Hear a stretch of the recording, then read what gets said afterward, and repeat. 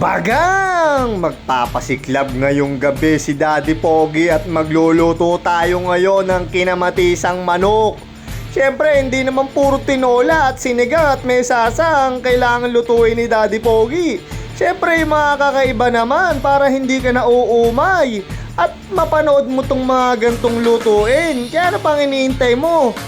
Umpisahan na natin magluto. Ayan, hugasan lang natin yung manok galing sa labas mga ka-Daddy Pogi ng 2 beses. Always kung sinasabi, lagi nyong hugasan yung mga karne at gulay. Kasi dyan nagsisimula yung mga bakterya, yung mga kapit dyan. Alam nyo ba, yung bakterya is a microscopic organism that can be found anywhere. Hahahay! Nakakuha ka na naman ng technique kay Daddy Pogi at kaalaman. Yan ang mga mga malulupit na galawan natin. Kailangan may natututunan ka sa bawat lutuin ko. Yan, didrain lang natin yan. Tapos syempre, ayan, gagamit tayo dyan ng kamatis, sitaw, pechay Pilipino, bawang sibuyas. Tapos yan, hugasan din natin yan tulad ng karne para mabisang mabisa yung gagawin nating mga ingredients dyan mga ka-Daddy Pogi. Siyempre, magkaiba ng ng lagayan niya para maiwasan natin dyan yung cross-contamination. Pag mainit na yung kawali, lagyan na natin ng mantika mga ka-Daddy Pogi. Tapos, unahin natin igisa yung sibuyas na pula. Sunod na agad natin yung garlic at baka magtampo. 1 toneladang kamatis mga ka-Daddy Pogi. Hindi naman tatawagin kinamatis ang manok yan kung walang kamatis yan. Sunod na natin dyan yung manok.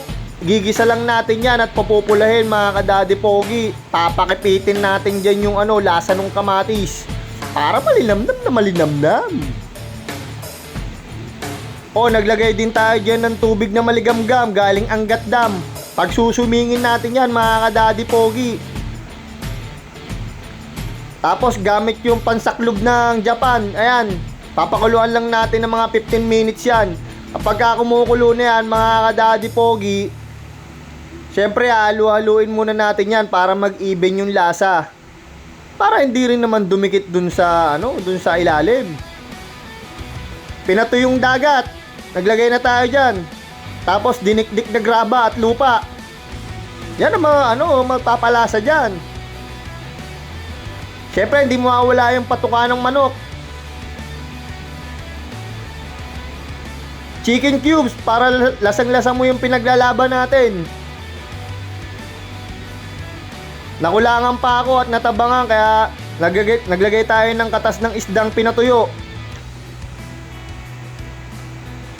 Tapos niyan, ayan na yung mga gulay natin, yung sitaw mga ka-Daddy Pogi. Malapit na tayo sa exciting part.